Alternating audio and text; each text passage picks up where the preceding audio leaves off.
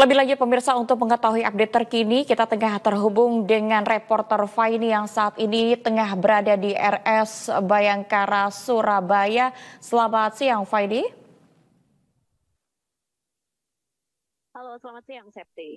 Baik, setelah proses pencarian korban yang menggunakan alat berat, bagaimana kabar dan juga situasi terkini di RS Bayangkara Polda Jatim? Ya, terima kasih rekan Septi. Ya, seperti diberitakan sebelumnya bahwa sejak kemarin Jumat total hingga Sabtu siang ini total ada sebanyak 9 jenazah yang telah tiba di Rumah Sakit Bayangkara Polda Jawa Timur, di mana sebanyak 57 sampel DNA antemortem milik keluarga korban yang sebelumnya sempat dilakukan tes DNA oleh pihak Rumah Sakit Polda Jawa Timur untuk mengetahui atau pencocokan postmortem dan antemortem bagi korban yang baru saja ditemukan, mengingat Ya, Faini, silakan dengan laporan Anda.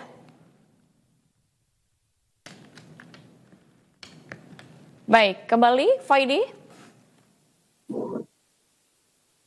Ya, Septi. Boleh dilanjutkan dengan laporan Anda?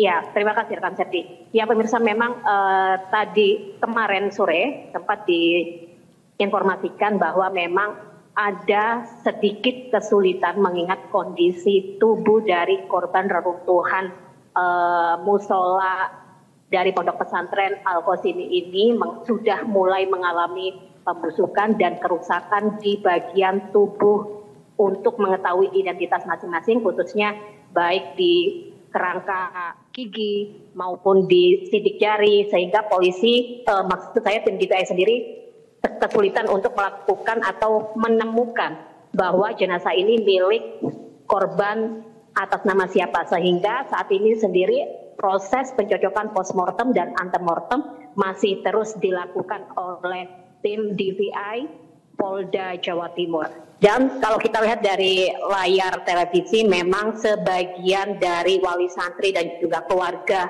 korban yang sebelumnya ada di area Pondok Pesantren Al-Qasimi sudah mulai diarahkan untuk berpindah ke pos keluarga yang disediakan oleh Polda Jawa Timur sendiri, tepatnya di area sekitar berdekatan dengan ruang jenazah, untuk mengetahui kabar terbaru untuk mempermudah jika nantinya sudah ditemukan hasil pencocokan dari postmortem dan antemortem. Begitu, Septi. Dan perlu diketahui ada data terbaru dari korban Pondok Pesantren Al-Qasimi yang ambruk beberapa hari lalu. Ada sebanyak 103 orang yang selamat, dan data terbaru adalah total keseluruhan dari hari pertama ditemukan adanya korban, sebanyak 14 korban meninggal dunia. Dan saat ini tim SAR gabungan sendiri masih melakukan proses evakuasi korban ambruknya musola Pondok Pesantren Al-Qasimi yang berada di Kabupaten Sidoarjo, Jawa Timur.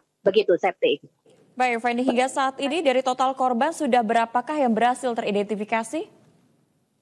Ya, memang seperti yang saya sebutkan tadi, kebanyakan atau mayoritas korban karena sudah beberapa hari, kalau kita ketahui terhitung sudah 6 hari dari sekarang, korban yang ditemukan ini mayoritas keseluruhannya sudah mengalami kerusakan pada tubuh, sehingga sangat sulit sekali untuk dilakukan diidentifikasi bahwa jenazah ini milik teridentitas siapa, mengingat juga dengan usia yang mayoritas masih di bawah umur, sehingga mereka masih belum memiliki kartu identitas penduduk, kian mempersulit petugas sendiri untuk mengetahui atau melakukan pencocokan.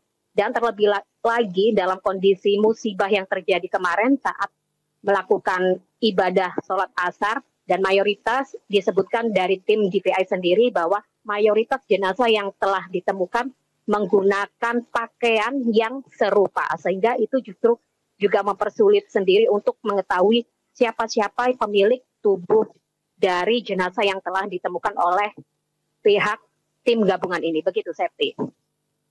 Ingat, dengan adanya kendala ini, bagaimana langkah selanjutnya yang akan dilakukan oleh tim DPI? Langkah apa yang akan ditempuh untuk bisa mengenali para korban? Ya, seperti informasi sebelumnya bahwa memang ini menjadi tantangan terberat tersendiri bagi tim DPI, namun langkah-langkah semaksimal mungkin telah dilakukan, yakni pengambilan sampel baik mulai dari rambut hingga ada tanda-tanda kelainan yang mulai dicari melalui identitas atau jasa pengenalan sendiri dari pihak keluarga yang mungkin menjadi ciri khas dari jenazah itu sendiri atau korban yang dilaporkan, mungkin itu sedikit akan membantu untuk mengenali. Namun lagi-lagi mengingat dengan kondisi dari tubuh para korban ini sudah mengalami pembusukan dan sudah tidak bisa atau sulit dikenali, dan ada juga kerusakan-kerusakan mengingat reruntuhan kalau kita lihat sebelumnya begitu parah dan memperburuk kondisi bagian tubuh ini sehingga para petugas ini juga merasa kesulitan. Namun beberapa data yang saya dapat di lapangan, sejumlah data wali santri atau keluarga yang dipindahkan atau dimintai untuk bergegas datang ke pos yang sudah disediakan, ada kemungkinan besar, namun kita masih menunggu rilis resmi dari pihak DPI Polda Jatim sendiri, ada kemungkinan besar keluarga yang diminta untuk datang ke area Rumah Sakit Bayangkara ini menjadi salah satu korban atas hasil DNA dari pencocokan postmortem dan antemortem baik dari korban itu sendiri dan juga dari pihak wali santri. Namun saya tegaskan lagi, ini masih belum data resmi yang dirilis oleh tim DPI karena kita juga dari tim media masih menunggu untuk data resmi yang dirilis oleh tim DPI Polda Jatim. Begitu, Septi. Apakah ada pernyataan resmi dari pihak DPI kepada keluarga Faini yang saat ini pastinya sedang resah sekali untuk menunggu hasil dari identifikasi korban terkait perkiraan waktu untuk bisa mengenali dari identitas para korban?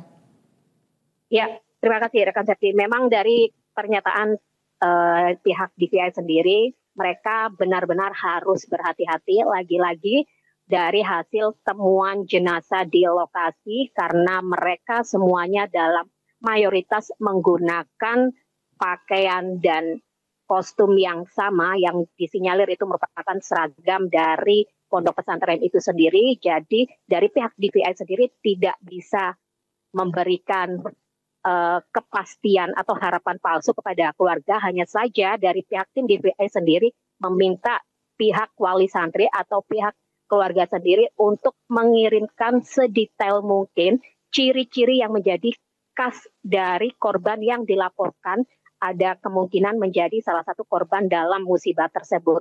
Namun lagi-lagi mengingat kondisi tubuh korban ini sendiri yang sangat sulit sehingga pihak DPI benar-benar begitu harus berhati-hati agar menghindari kesalahan identifikasi atas korban dari musibah yang terjadi atas ambruknya musola di area Pondok Pesantren Al-Khos ini. Begitu, Septi.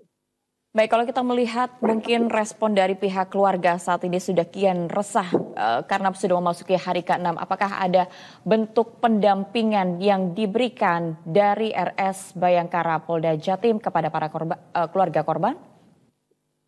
Ya, terima kasih rekan Septi. Memang sejak pertama kali musibah ini terjadi baik dari pemerintah Provinsi Jawa Timur maupun dari Bitdokes Polda Jatim dan juga sejumlah instansi terkait, banyak sekali tim pendampingan psikologis kepada keluarga korban yang sudah ada di lokasi kejadian area Pondok Pesantren ini. Kalau kita lihat sepantauan saya dari lapangan, memang di sana tidak hanya dibuka posko baik dapur umum maupun posko pelaporan bagi keluarga, di sana juga terdapat posko pendampingan psikis baik bagi korban yang selamat maupun bagi pihak keluarga sendiri. Kalau kita ketahui memang banyak sekali beredar adanya keresahan, mulai keresahan dari keluarga lantaran belum ada kejelasan pasti apakah keluarga mereka, anak-anak mereka menjadi salah satu di antara korban yang masih terjebak atau masih tertimbun di antara reruntuhan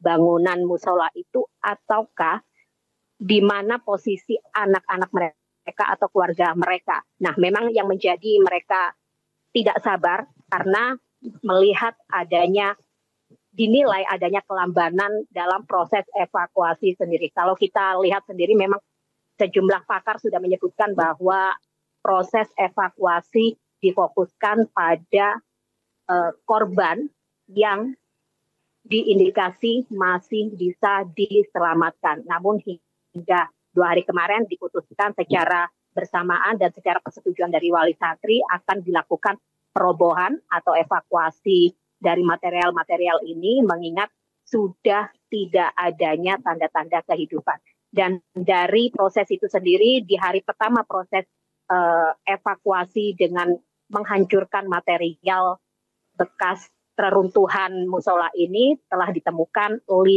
jenazah korban yang dinyatakan sudah tidak bernyawa dan hingga kemarin pada Jumat sampai tercatat pada Jumat pukul 18:10 ada 8 kantong jenazah yang sudah tiba di Rumah Sakit Bayangkara dan hari ini tadi baru terdata ada tambahan 2 jenazah yang tiba jadi total sebanyak 14 kantong jenazah yang sudah tiba di sini dan masih dalam proses pencocokan postmortem dan antemortem. Begitu, Septi. Tentunya kita besar harapan untuk proses evakuasi maupun identifikasi bisa berjalan dengan cepat. Terima kasih atas laporan Anda, Faidi. Selamat kembali bertugas.